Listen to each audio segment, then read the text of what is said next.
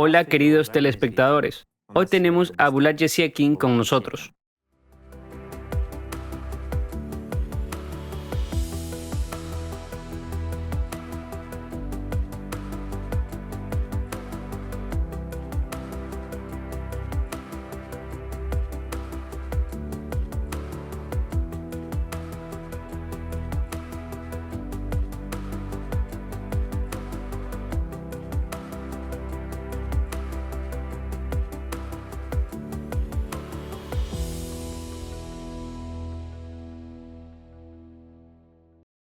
Buenos días, Bulat Kamalbekovich. Buenos días. Usted lleva más de 30 años estudiando temas de ecología, clima y protección del medio ambiente. ¿Qué le motivó a dedicar su vida precisamente a este ámbito?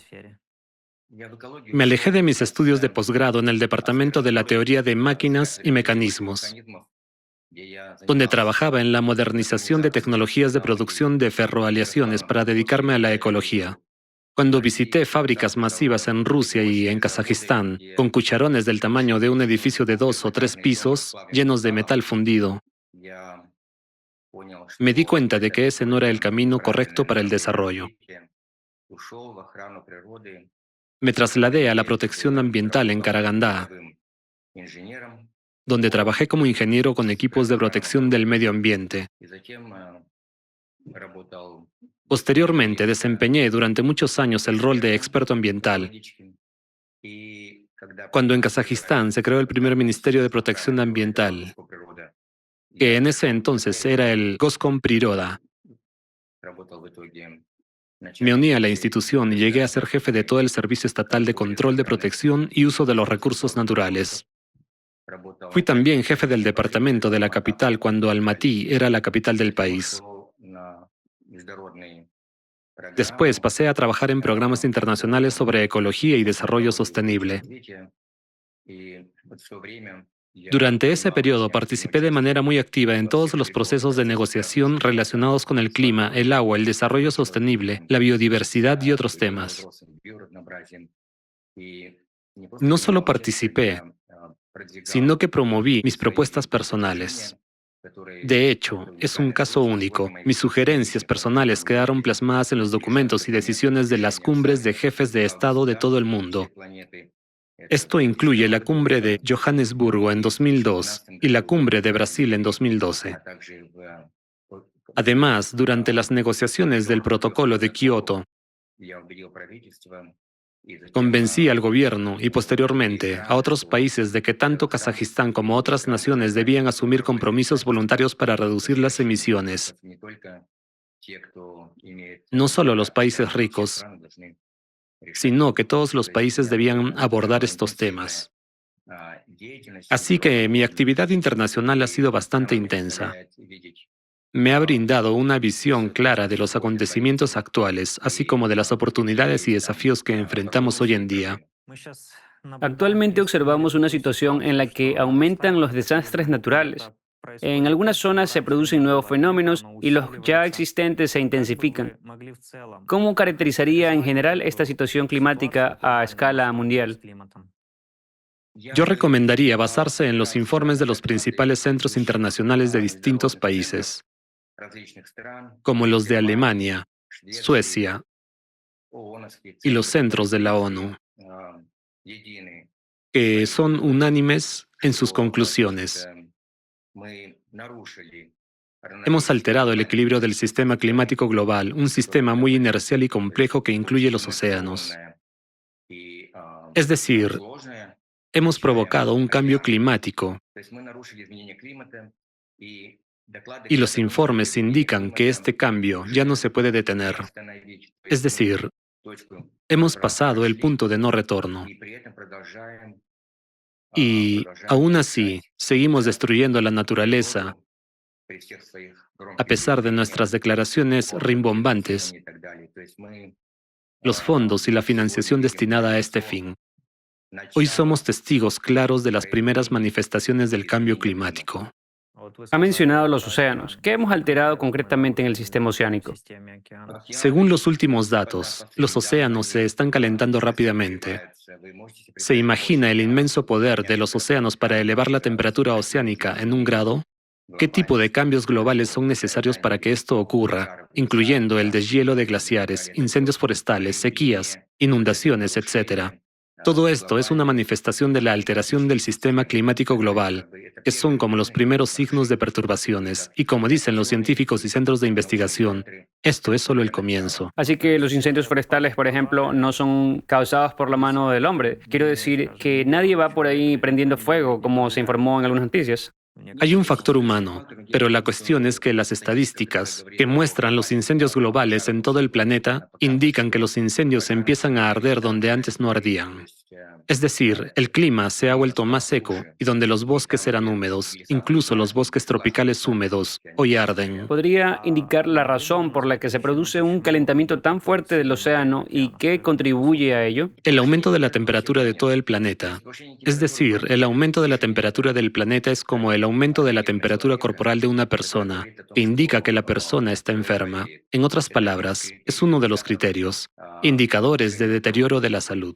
Es decir, la temperatura está subiendo, pero nuestro planeta ha tenido la misma temperatura durante decenas de miles de años, alrededor de un promedio de 15 grados.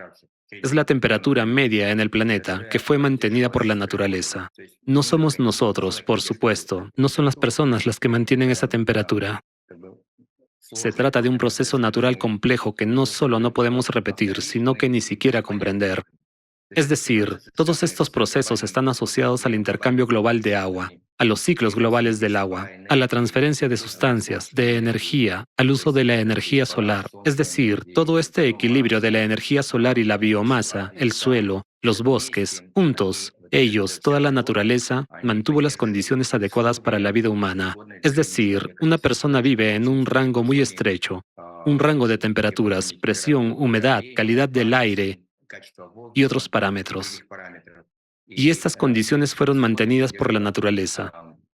Alguien en algún momento creó un mecanismo, lo puso en marcha, que mantuvo la vida en la Tierra, adecuada, en primer lugar, para un ser humano, y nosotros hemos violado estas condiciones. Se trata de un mecanismo complejo, igual que un niño que no entiende la complejidad de un ordenador puede romperlo fácilmente. ¿Cómo contribuye la actividad humana al calentamiento de los océanos? Existe un equilibrio y hay un conocido trabajo teórico sobre regulación biótica que muestra cómo todos los ecosistemas naturales, incluidos glaciares, montañas, ríos, estepas, suelos, bosques y océanos, trabajan juntos para mantener las condiciones necesarias para la vida humana. Todo está interconectado, como lo están todos los órganos: corazón, pulmones, hígado, vasos sanguíneos, que sustentan la salud humana. Cuando cualquiera de estos procesos se ve perturbado, y hoy en día estamos perturbando muchos de ellos. El último informe, que recibió el Premio Nobel este año, sobre las violaciones de los límites planetarios mostró que ya hemos perturbado 6 de los 9 procesos planetarios que sustentan la vida en la Tierra, incluyendo el clima, la humedad, la biodiversidad, los ciclos del nitrógeno y otros. Es decir, la alteración de cualquier órgano de un organismo vivo conduce a la enfermedad y finalmente a la muerte si no se aborda. Por lo tanto, todos estos procesos están interrelacionados y al igual que un aumento de la temperatura corporal humana indica una enfermedad en progreso, nuestro planeta sirve hoy como el indicador más obvio y notable de estas perturbaciones naturales relacionadas con el aumento de las temperaturas. El calentamiento de los océanos, el deshielo de los glaciares, el aumento de los incendios forestales, las inundaciones, etc. ¿Podría especificar los cambios climáticos clave que ha observado en las últimas décadas? Los cambios clave incluyen aumentos sin precedentes de las temperaturas globales y alteraciones de los principales procesos naturales que sustentan la vida humana. Esto incluye prácticas de uso de la tierra como la deforestación, las emisiones, la contaminación y la extracción de agua para regadío. Hoy en día es evidente. Hemos sobrepasado claramente los límites establecidos por las leyes naturales que son necesarias para preservar la vida biológica en la Tierra. En todos los aspectos, hemos rebasado los límites de nuestro nicho ecológico, que nos permite mantener la estabilidad ecológica y climática del planeta. En su opinión, ¿qué regiones del planeta son actualmente más vulnerables al cambio climático? Ante todo, las regiones más amenazadas son las que actualmente dependen de las inundaciones oceánicas, la subida del nivel del mar, las sequías y los incendios forestales. Se trata, por supuesto, de las regiones más cálidas y las naciones insulares. Sin embargo, esta es solo la primera oleada de impacto, ya que el cambio climático global afecta a todo el planeta y acabará perjudicando a todos los países y poblaciones del mundo. ¿Cómo ha cambiado la situación climática en Kazajistán y Asia Central en las últimas décadas? Según los datos científicos de las fuentes meteorológicas que vigilan el clima, estamos experimentando un aumento de la temperatura y está sucediendo más rápido que la media mundial porque Asia Central, incluido Kazajistán, está clasificada como árida y carece de acceso directo al océano, que actúa como regulador climático global. Esto hace que nuestra región sea especialmente vulnerable, sobre todo en términos de sensibilidad ecológica, lo que provoca cambios rápidos. Estos cambios afectarán principalmente a los recursos hídricos, ya que el agua es el factor más vulnerable afectado por los cambios de temperatura. En concreto, todos los cambios en la humedad del suelo y por lo tanto en la fertilidad de la tierra, la salud humana y los fenómenos extremos como sequías e incendios forestales se transmiten a través del agua, lo que también provoca la desecación de los bosques. Por ello, durante años, los informes oficiales han indicado que en Asia Central no hemos resuelto ni un solo problema medioambiental desde que obtuvimos la independencia. Las emisiones, los residuos, la degradación del suelo y la contaminación no han hecho más que aumentar. De modo que los intereses económicos de los países y las empresas siguen destruyendo la naturaleza, algo muy importante para los países de Asia Central y Kazajistán, sobre todo porque dependemos en gran medida de los ríos transfronterizos de China, Rusia y otros países de Asia Central. Por eso no ha habido buenos cambios aquí, y el progreso va en la dirección equivocada.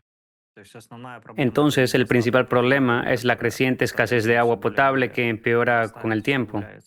No se trata solo del agua potable, sino también del agua de riego. El cambio climático afectará a los países y a la fertilidad del suelo. La desecación del suelo y el aumento de las sequías serán más frecuentes e intensas, lo que afectará principalmente al suministro de alimentos y agua potable. Los pronósticos indican que si el cambio climático se acelera, es probable que nos enfrentemos a la hambruna en el planeta y a conflictos y migraciones relacionados con ella. Los principales cultivos alimentarios se realizan en campo abierto y dependen de las condiciones meteorológicas, por lo que el clima repercutirá principalmente en los alimentos a través de la escasez de agua, las sequías, los incendios y las inundaciones, afectando tanto a la seguridad alimentaria como a la salud humana, incluida la propagación de virus. Según sus previsiones para un futuro próximo, ¿cuándo corre la humanidad el riesgo de enfrentarse a una crisis alimentaria y de cuánto tiempo disponemos? Creo que la crisis se intensificará en los próximos años porque el suelo está produciendo cada vez menos. Las zonas naturales se están desplazando. Las áreas que antes producían trigo pueden convertirse en semidesiertos o desiertos, haciendo imposible su cultivo. En las zonas de regadío, la disponibilidad de agua disminuirá debido al deshielo de los glaciares y a la extracción de agua en otros países. Así, tendremos una fuerte disminución de la fertilidad del suelo y de la producción de alimentos tanto en el sur como en el norte. Es decir, aquí ya hablamos de años, no de décadas. Sí, hablamos de años. También sabemos que participó en nombre de Kazajistán en la firma del Protocolo de Kioto. Háblenos de su papel en este proceso. Esta fue mi primera experiencia participando en procesos internacionales sobre el cambio climático, concretamente en el proceso de negociación internacional de la Convención Marco sobre el Cambio Climático. Vi, incluso cuando el protocolo de Kioto aún estaba en fase de preparación, que era una oportunidad para ayudar a Kazajistán a mejorar su política medioambiental.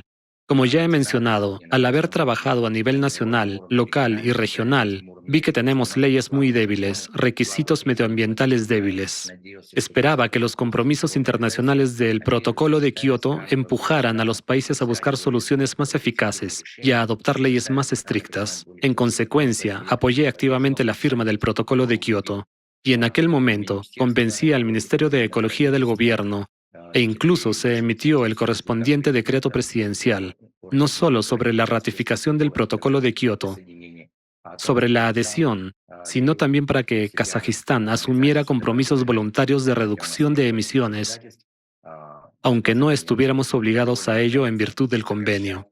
Declaramos oficialmente esta posición, la firmamos, pero hubo una oposición significativa porque muchos países creían que estábamos perturbando el sistema establecido en el que solo se esperaba que las naciones ricas redujeran las emisiones, mientras que los países más pobres, los países condicionalmente pobres, que también tienen un impacto significativo en el clima, como China, India, los países árabes y los países petroleros, no tenían que hacer nada. Esta era la posición antes del Protocolo de Kioto.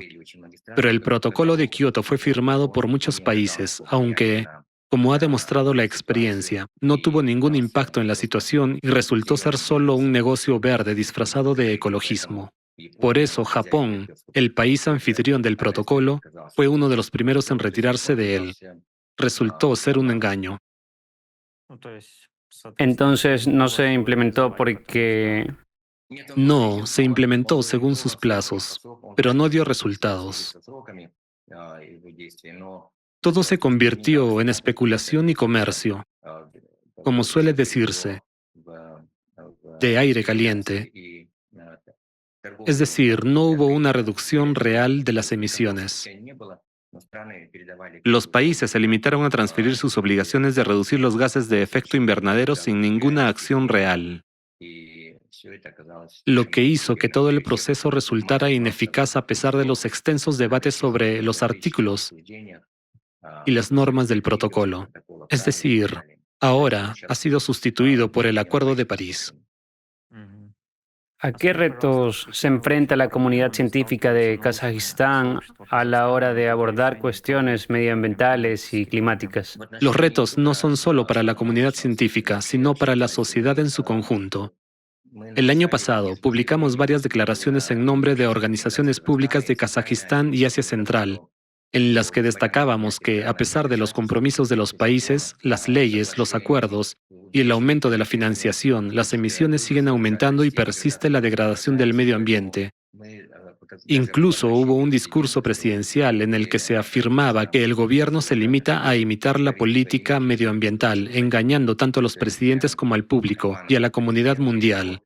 Es decir, por un lado, hacemos una declaración a nivel mundial y por otro, no hacemos nada para reducir esas emisiones. Utilizando el ejemplo de las grandes empresas, hemos demostrado que el gobierno emite un permiso, incluso más, la prescripción del Acuerdo de París y el compromiso de reducir las emisiones. En otras palabras, a pesar del objetivo de lograr la neutralidad del carbono, seguimos concediendo a las empresas límites que permiten aumentar las emisiones. Entonces, esencialmente, todo lo que el gobierno mundial está debatiendo está solo sobre el papel y no se está implementando. Y no hay apoyo del propio gobierno.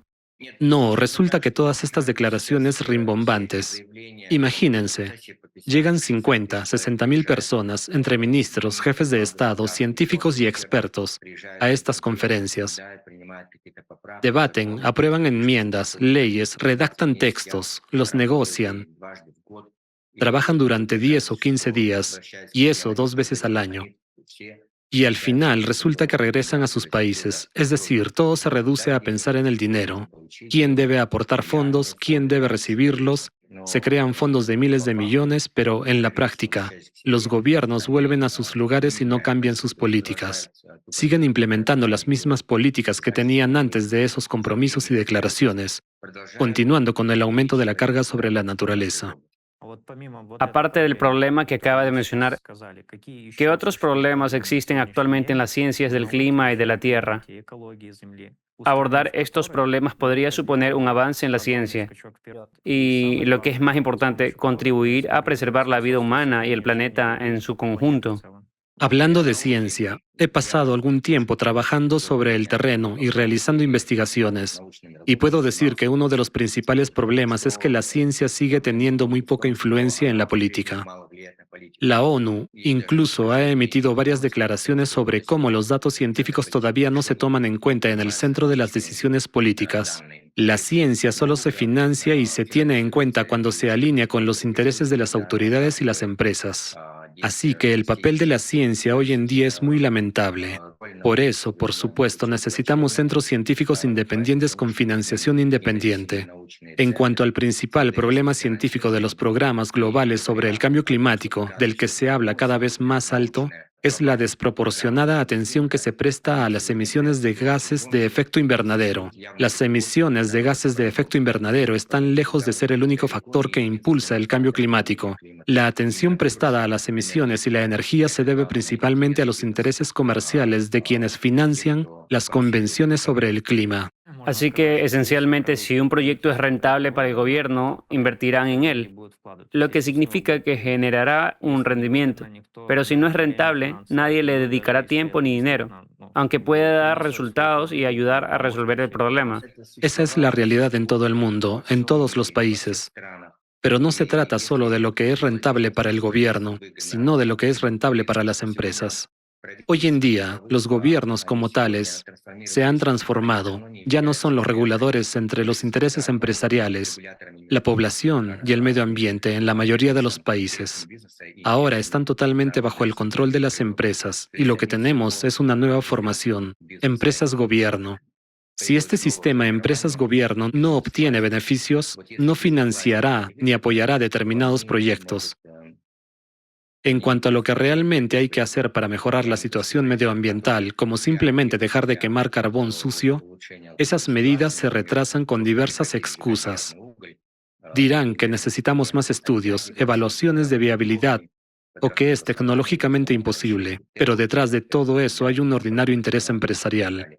Hoy en día, en muchos países, incluido Kazajistán, las empresas son las que configuran las estructuras gubernamentales, definen las competencias de los ministerios, nombran a los ministros y deciden en qué deben centrarse. Y por lo general, estos programas sirven a los intereses corporativos, no a los medioambientales. ¿Qué pronostican los científicos sobre el cambio climático en los próximos 10 a 20 años? ¿Qué pronósticos les parece más realistas basándose en los debates científicos actuales? Según los pronósticos de la Convención sobre el Clima y sus grupos intergubernamentales de expertos, suelen esbozarse varios escenarios, pesimista, optimista y el de negocios como siempre.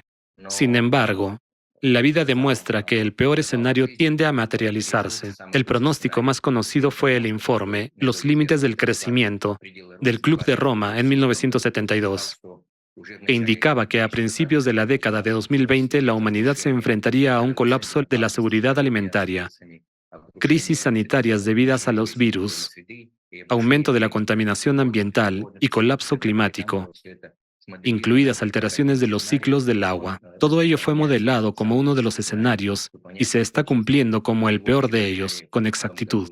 El año pasado, grandes consultoras internacionales confirmaron que este escenario se está cumpliendo por completo. Si antes nuestros escenarios y pronósticos sugerían que para el año 50 se produciría un gran calentamiento del planeta o que para el año 100 comenzaría el deshielo de los glaciares, ahora ya vemos que todo esto se ha acelerado muchas veces. Ya no estamos hablando de la década de 2050. Creo que el punto crítico a considerar ahora es 2030. Cuando deberíamos esperar todos los cambios rápidos y negativos. Muchos científicos prominentes como Dennis Meadows y James Lovelock han advertido de que el cambio climático no progresará linealmente, sino de forma exponencial y explosiva, habrá un rápido colapso. Ya estamos enfrentando estos problemas y las soluciones están en nuestras manos ahora mismo. No hay que esperar a la década del 2050 o 2100, como muchos esperan, pensando que esto no les afectará o que aún tenemos tiempo. En realidad ya no tenemos tiempo y la crisis climática debería haberse abordado ayer. Hemos superado el punto de no retorno. Según todas las estimaciones independientes, ya a finales del siglo pasado teníamos aún la oportunidad de mantener la temperatura y preservar sistemas naturales clave, pero ya hemos cruzado el punto de no retorno. Es como cuando te beneficias de un árbol frutal, utilizas, por ejemplo, su fruta, su madera para calefacción, para curación, para oxígeno, y al mismo tiempo cortas el árbol y destruyes sus raíces. Entonces este árbol muere. Aunque aún le queden algunas raíces, digamos 5 de 10 o 3 de 10, pero parece que ahora estamos cortando las últimas raíces que quedan. Por eso decimos que hemos cruzado el punto de no retorno. El clima es un complejo sistema inercial global que ha cambiado, y como una bola de nieve que rueda colina abajo, estos cambios no harán sino acelerarse. Pero tenemos aún alguna posibilidad. El hecho es que el cambio climático ha comenzado y seguirá acelerándose y no puede ser detenido por acuerdos como el de París, que de todos modos están más centrados en los negocios y el dinero. No nos quedan posibilidades. Lo único que podemos predecir son las nuevas condiciones a las que se enfrentará la humanidad en este planeta y cómo podremos sobrevivir en estas circunstancias mucho más desafiantes y desfavorables en comparación con lo que hemos vivido durante siglos y milenios. Hemos vivido en condiciones muy cómodas, pero nos esperan tiempos más duros y ahora debemos unirnos. Lo que ha mencionado sobre tener un centro científico no se trata de impedir que los meteoritos golpeen el planeta. Se trata de debatir cómo tenemos que cambiar nuestra forma de vida actual para sobrevivir en condiciones más complejas e inciertas, en las que se alternarán las olas de calor, los incendios forestales y las inundaciones. Habrá perturbaciones meteorológicas, significa que no se puede cosechar los cultivos, porque para las cosechas necesitamos un periodo vegetativo estable, irrigación, clima, lluvias, etc. Las perturbaciones meteorológicas afectarán a estos factores, por lo que debemos pensar en cómo sobrevivir asegurándonos fuentes de alimentos, energía, agua, refugio y seguridad. El caos resultante del colapso de nuestros sistemas organizados, nuestros conocidos sistemas de soporte vital, conducirá inevitablemente al desorden, la migración y el saqueo. ¿Por qué cree que no vemos lo evidente y que los gobiernos no toman las medidas necesarias? Después de todo, el escenario que acaba de describir es bastante triste y aterrador. Se ha debatido mucho sobre este tema a escala global. Recuerdo la conferencia de Dennis Meadow en Johannesburgo en 2002, en la Cumbre Mundial de Jefes de Estado sobre Desarrollo Sostenible, en la que afirmó que esto se deriva de una incapacidad biológica de los seres humanos para comprender la magnitud del problema. Es decir, biológicamente no podemos comprender problemas que superan nuestro entendimiento. Hay leyes bien conocidas del Commoner que lo ilustran. Una parte nunca puede comprender plenamente lo que sabe el todo. Es decir, no reconocemos la magnitud de la amenaza y seguimos viviendo con la esperanza de que las autoridades o los científicos lo solucionen. Mientras tanto, no reducimos nuestro propio consumo, ya sea de energía, bienes o posesiones materiales, y creemos que alguien más debería hacerlo. Todo esto sugiere que no hay esperanza ni en el Estado ni en las empresas. Las empresas no operan únicamente para sí mismas. Sus consumidores finales son las personas. La gente quiere tener cada vez más y más. Es decir, no consideramos el problema del cambio climático global como una amenaza para la humanidad, una amenaza para la vida de esta generación y aún más para las futuras generaciones. No lo vemos como nuestro problema personal. Es decir, el problema reside en nuestra tendencia a trasladar la responsabilidad a los políticos y a las empresas, esperando que mejoren nuestras vidas mientras nosotros permanecemos pasivos. Nosotros mismos somos la fuente y el motor de todas estas acciones de empresas y gobiernos. Y sin embargo, no estamos dispuestos a cambiar nuestro comportamiento. Al mismo tiempo estamos contribuyendo a agravar el problema. Sí, solo podemos quejarnos y criticar. Hace poco hubo grandes protestas en Londres por la falta de medidas serias del gobierno para preservar el medio ambiente, pero todos esos jóvenes que protestaron se irán después a los pubs y seguirán con sus vidas. Todo el mundo piensa que otra persona debe ocuparse de este asunto. En este sentido, somos muy irracionales. El término Homo sapiens, que significa hombre sabio, carece de todo fundamento. Somos más bien seres consumidores que no quieren cambiar sus hábitos de consumo, humanos que devoran.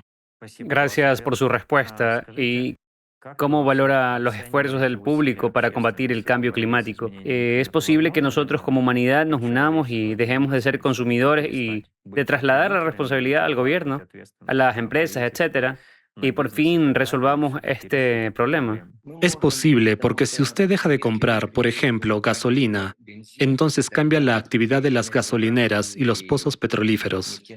Así que tenemos un impacto. Los consumidores impactan en la producción, la demanda crea la oferta. Sería bueno que todas las personas se dieran cuenta de su papel, de su responsabilidad en lo que hacen el gobierno y las empresas y cambiaran su comportamiento. Al fin y al cabo, hemos creado una economía de cosas desechables. Es decir, hace tiempo que hemos olvidado que las cosas pueden servir durante mucho tiempo, como las lavadoras soviéticas o los televisores y demás. Servían durante décadas. Los frigoríficos también. Ahora todo es desechable. Cuando se rompe una sola pieza, todo se tira. El resultado es una presión cada vez mayor sobre la vida salvaje, deforestación, reducción de la biodiversidad, cambios en todas las condiciones biológicas, sostenibilidad. Esta es la razón por la que hoy tenemos enfermedades, virus, debilitamiento de la inmunidad, etc. Quiero decir que detrás de todo esto está el propio ser humano, con su comportamiento irracional, su deseo de tener más mañana que hoy. Por eso, cuando regañamos el Acuerdo de París o los Objetivos de Desarrollo Sostenible y llamamos a la economía verde greenwashing, es decir, que no es más que un engaño bajo una etiqueta verde, en realidad, los que están detrás de esto no son algunos monstruos, gobiernos o empresas los que comen cubos de caviar negro, son las personas. Así que, en primer lugar, la demanda para cambiar nuestro formato de sociedad de consumo debería venir de la gente. Mahatma Gandhi dijo, si quieres ver cambios en el mundo, empieza por ti mismo. Es difícil. La gente no quiere cambiar y cree que alguien más tiene que cambiar. Esperan que la crisis se detenga. Bueno, es simplemente un factor obvio aquí. No hay necesidad de algunos modelos complicados y previsiones. Quiero decir que si cortas la última raíz, el árbol morirá inevitablemente. Si capturas todos los peces, la población de peces no podrá recuperarse al año siguiente. Es decir, hay que tomar el mínimo para mantener la reproducción en el nivel que corresponde a las leyes biológicas. Y estas leyes biológicas no dependen del ser humano. No se puede ordenar la reaparición de un esturión si simplemente ha sido capturado por cazadores furtivos o si se han perturbado sus zonas de desove, con numerosas presas, diques, etc., bloqueando el movimiento de los peces a las zonas de desove. Así que no hay complejidades aquí, no hay trucos científicos. Son leyes muy sencillas de entender para la gente, el gobierno y las empresas. Pero si las empresas quieren poner una gran central hidroeléctrica para tener energía, como ocurre hoy, nuestro gobierno decide construir decenas de nuevos embalses y presas. Es decir, si hay intereses claros de las empresas, no hay intereses de la naturaleza, no hay intereses de las personas. Las empresas solo buscan la oportunidad de obtener beneficios multimillonarios. ¿Y qué cree que podemos hacer a nivel local y global para superar esta crisis climática? Para la naturaleza, no importa de qué color sea la piel de una persona que contamina o se lleva el agua o construye un dique, etc. Lo importante para la naturaleza es reducir la carga global, lo que ayuda a mantener los procesos naturales y a restaurarlos. Ahora, los programas sobre el desarrollo del sector del agua, sobre la energía y demás, sobre la construcción de nuevos diques en Asia Central se están debatiendo aquí. Y miren quién los comenta. Solo unos pocos científicos lo hacen. A la gente no le importa en absoluto. No creen que sea su programa ni que puedan influir en él. Así que estamos como distanciados, poco implicados y simplemente pasivos. No comprendemos el peligro de estos problemas crecientes. No comprendemos su magnitud. No nos damos cuenta de que simplemente estamos privando a nuestros hijos y nietos de la oportunidad de vivir como nosotros hemos vivido. En su opinión, ¿qué medidas pueden tomar los gobiernos para adaptarse sobre todo al cambio climático? El gobierno debe, por supuesto, tomar decisiones para promover y apoyar la conservación del agua. Nuestros estándares y normas para la planificación de nuevas producciones para la extracción de agua están completamente obsoletos. Todas estas cuestiones deben ser parte de las tareas del gobierno. La restauración de bosques, la prevención de incendios, la vigilancia de incendios, la restauración del suelo, el cese del cultivo de la tierra y la restauración de ríos y lagos, que ni siquiera se incluyen en nuestros programas. Nuestros programas solo se centran en la protección y extracción de agua, y carecemos de un uso más eficiente del agua. Tampoco hay programas para restaurar ríos y lagos. Es sorprendente, sobre todo cuando sabemos que casi no nos quedan ríos ni lagos limpios en Kazajistán y Asia Central. No hay un solo río en el mundo que no esté obstruido por diques, es decir, quedan muy pocos. Así que no estamos restaurando ecosistemas naturales. Es necesario cambiar toda la estructura que actualmente contribuye a todos estos procesos destructivos. Por lo tanto, es evidente que la tarea del gobierno y de las comunidades locales es influir en el gobierno, así como tomar medidas respecto a su propio comportamiento y crear comunidades para actuar conjuntamente. La creación de comunidades en forma de ecoaldeas y cooperativas es una dirección muy importante. Teniendo en cuenta que acabamos de hablar, digamos, de la falta de implicación de la sociedad en todo este proceso y de cada persona individualmente, ahora me gustaría centrarme en la interacción y el diálogo entre la ciencia y la sociedad.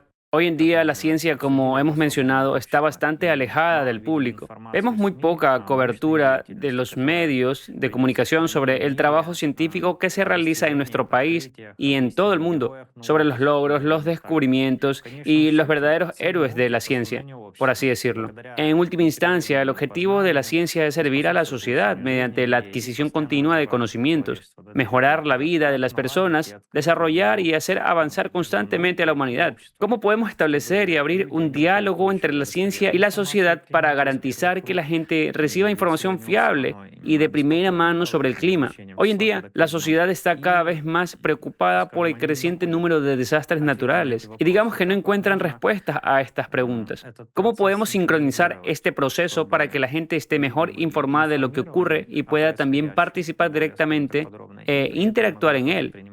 En otras palabras, ¿cómo podemos evitar que estén distanciados y se muestren indiferentes a estas cuestiones?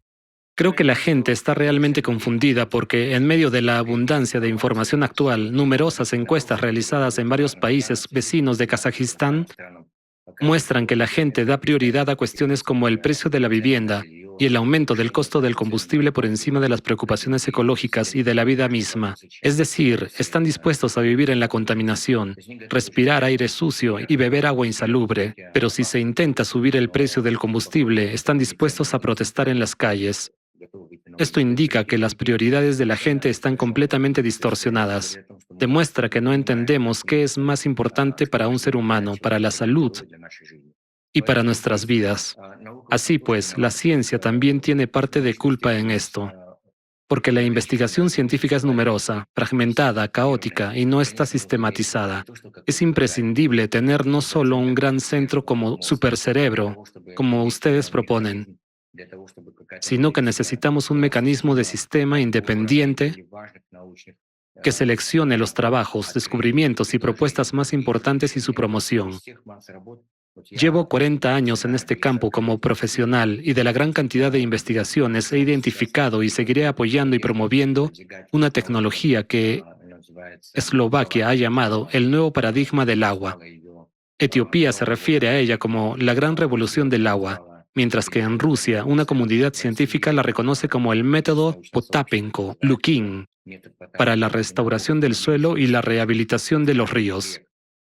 Esta tecnología permite dejar de extraer agua de los ríos para el riego y obtener cosechas muchas veces superiores a las actuales. En lugar de restaurar las propiedades del suelo y evitar las inundaciones, no permitimos que el suelo recupere sus capacidades naturales. El suelo tiene propiedades de esponja, es decir, puede acumular humedad, no solo de la lluvia, sino también del aire. Cuando hablamos de agua del aire, no solo hay tecnologías, soluciones técnicas, sino soluciones naturales, son mucho más potentes. Esta tecnología es decenas, cientos e incluso miles de veces más barata que los métodos que actualmente conocemos e intentamos implantar para la conservación del agua, como los sistemas de aspersión, el riego por goteo, las tarifas del agua, etc. Esta tecnología no solo aborda los problemas del agua, sino también los del clima. Restaurar el suelo y la superficie de la tierra, incluidos ríos, lagos y bosques, es el factor clave para mantener la estabilidad climática hoy en día. Esta tecnología nos permite hacerlo a un costo decenas, cientos o miles de veces más barato. La gente puede utilizar esta tecnología en sus propias parcelas, comunidades locales y granjas. Tenemos que promocionarla. Quizá con su ayuda podamos contar más detalles sobre ella. Mostrar ejemplos prácticos en los que aparecieron masas de agua en zonas completamente yermas. Surgió el verdor, aumentó la biodiversidad y la tierra empezó a dar buenas cosechas sin extraer agua de ríos y lagos. Antes de pasar a las tecnologías, tengo dos preguntas más basadas en lo que ha dicho. La primera, ha mencionado que la gente vive en malas condiciones y se centra en la salvación. Así que surge la pregunta, ¿mejorar las condiciones de vida animaría a la gente a prestar atención a los problemas climáticos y a desempeñar un papel más activo a la hora de abordarlos? Y la segunda pregunta, se refiere a la fragmentación de la comunidad científica. ¿Ayudaría la creación de un centro científico unificado a resolver los problemas climáticos, restaurar la inmunidad ecológica de la Tierra y preservar la vida en el planeta? Para eso necesitamos centros científicos a nivel regional, local y nacional, pero que trabajen juntos. Estos centros son necesarios, y ahora Internet permite que todo esto se haga sin competencia, sin pompa, ni enfrentamiento, posibilitando el trabajo coordinado. En otras palabras, es factible. Creo que la comunidad científica es más proclive a este tipo de esfuerzos de colaboración que, por ejemplo, las empresas competidoras, aunque vemos que las empresas se unen más rápido, mejor y más eficazmente. Por lo tanto, el papel del conocimiento es muy importante. Cometemos muchos errores por falta de información, pero la ignorancia no nos excusa. Por ejemplo, la gente puede no saber nada de la radiación, pero aún así le afecta. Así que no hace falta ser físico. Hay que confiar en los científicos, como ya he dicho muchas veces. En otras palabras, debemos confiar en los expertos que tienen los conocimientos. Cuando uno se enfrenta a un problema, ya sea de fontanería o electricidad, no intenta rebatir o discutir. Confía en los especialistas. Por eso es importante reunir a los científicos, crear este centro y coordinar los esfuerzos para que quede claro qué avances son realmente beneficiosos y cuáles son innecesarios o menos eficaces. Debería haber algún tipo de selección. Una vez sugerí un programa llamado Cerebro Verde, que consistía en crear un panel de grupos independientes de científicos expertos, reconocidos por su autoridad y trayectoria. Estos científicos evaluarían las tecnologías y dirían, por ejemplo, que una determinada tecnología de riego o de ahorro de agua es realmente útil. Y esta tecnología no es más que intereses comerciales impulsados por ciertos grupos a través de gobiernos locales o ministerios disponiendo de grandes fondos presupuestarios. Por eso el papel de la ciencia es crucial. Sí, unir a la comunidad científica es importante y, que yo sepa, la única organización mundial que cumple en cierto modo este papel es la UNESCO, considerada como un organismo de la ONU que une a los científicos. Sin embargo, es débil, casi invisible, y no está claro qué ha estado haciendo esta organización todos estos años, al igual que muchas otras estructuras de este tipo. Por lo tanto, necesitamos establecer fundaciones independientes. Si existiera una base financiera independiente, le aseguro que muchos científicos recibirían ayudas. A veces, solo se necesita una pequeña cantidad de financiación para que puedan completar, mostrar, debatir o poner en práctica su trabajo. Por eso la gente, armada con conocimientos de expertos y científicos, no debe permitir que los gobiernos y las empresas actúen de forma que sigan destruyendo el futuro del planeta y de la humanidad. Al mismo tiempo, las propias personas deben aplicar métodos que sean posibles a nivel local. ¿Qué opina de la tecnología de generación de agua atmosférica a partir del aire? ¿Cómo funciona la tecnología de generación de agua atmosférica? El agua se evapora cada día de nuestros océanos, mares y lagos.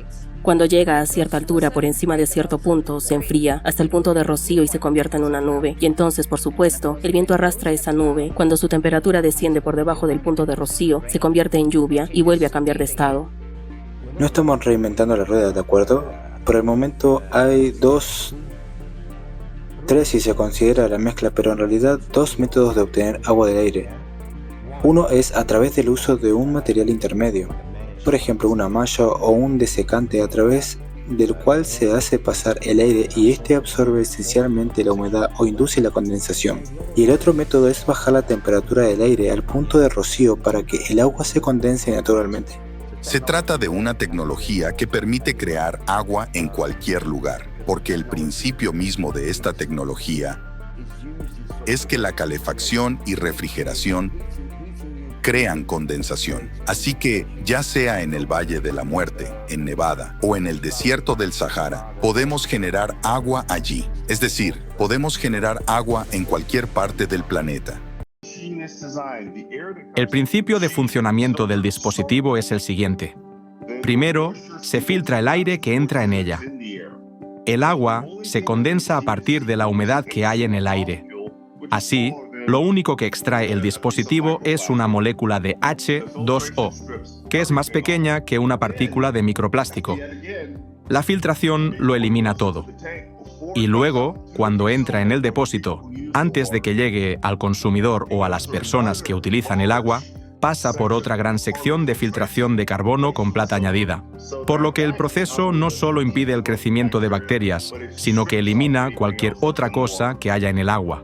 Es un proceso increíble.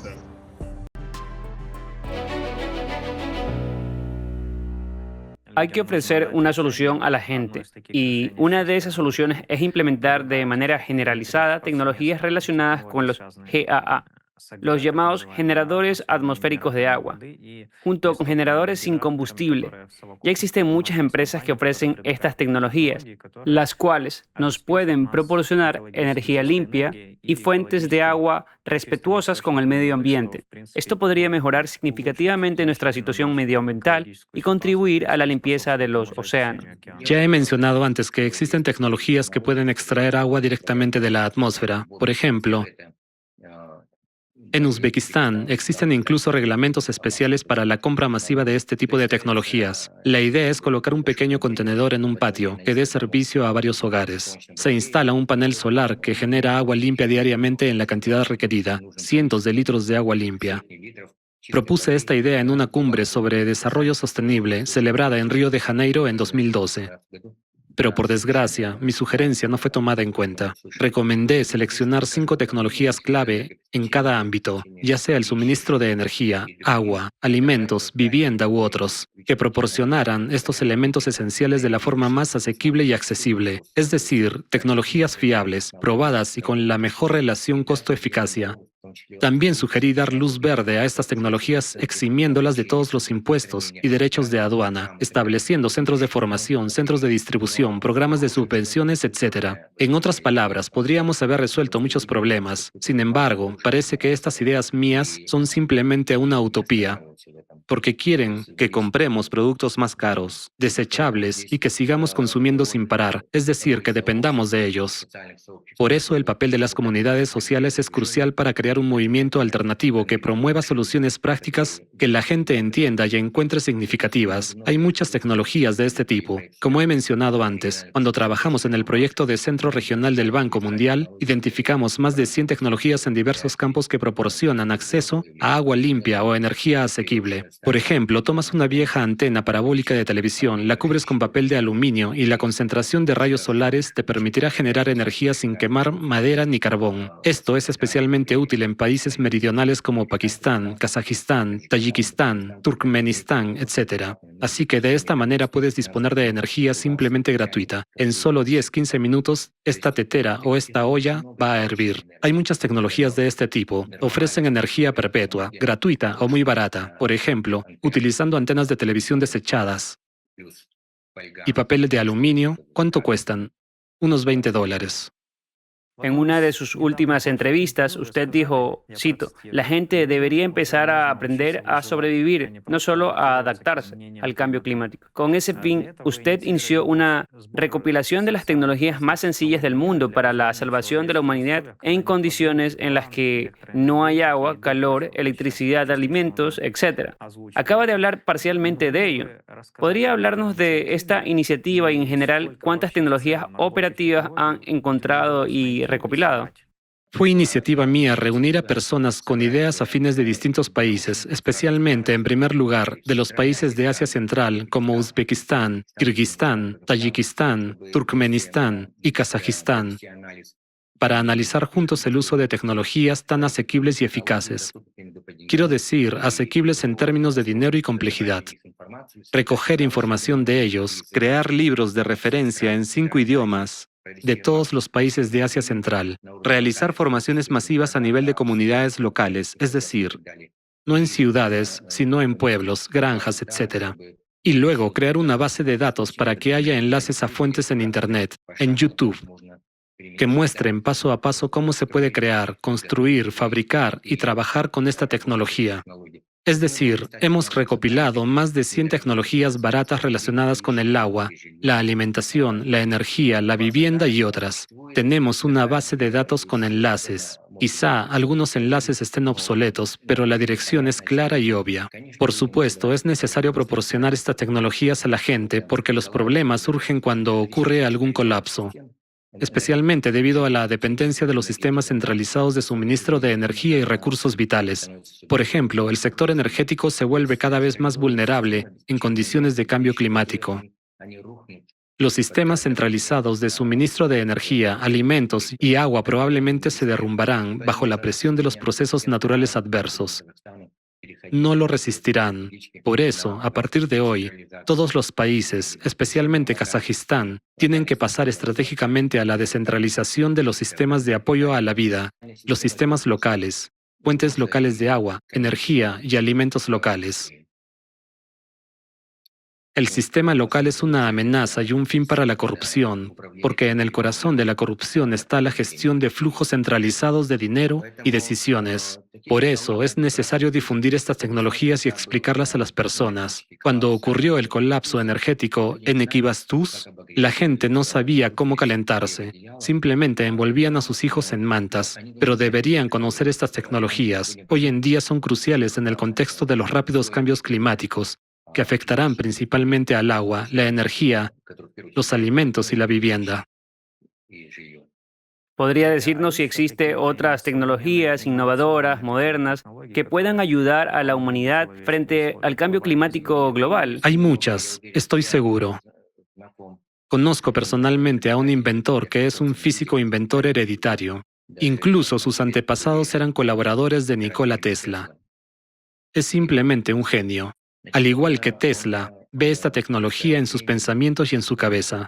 Creó una tecnología para purificar el agua de cualquier contaminación. Es decir, mucho más eficaz que las que se utilizan ahora en las empresas industriales o en los servicios públicos, es decir, en las tecnologías de envenenamiento del agua con cloro, que hoy en día se utilizan en todas las ciudades de Kazajistán, apoyadas por los que suministran cloro, productos químicos, etc. Tales tecnologías existen, son únicas, baratas, potentes y eficaces. ¿Por qué es buena esta tecnología? Es buena porque restaura las propiedades naturales del agua, es decir, el agua no simplemente se purifica pasando por filtros químicos y de otro tipo, sino que recupera sus cualidades naturales. Y esta tecnología es muy asequible, pero aún no hay apoyo para ella. Tomen cualquier tecnología y supongan, por ejemplo, que van a reemplazar todo el negocio relacionado con el agua embotellada. ¿Se imaginan la cantidad de dinero que se mueve allí? o el negocio del agua potable, del agua industrial y así sucesivamente. No es tan sencillo. Es necesario que las personas deseen estos cambios, que deseen estas tecnologías. Se deben crear mecanismos para que las personas puedan financiar directamente este tipo de programas de protección contra aquellos que no quieren estos cambios. Si dispusiera de fondos ilimitados, ¿a qué investigación daría prioridad?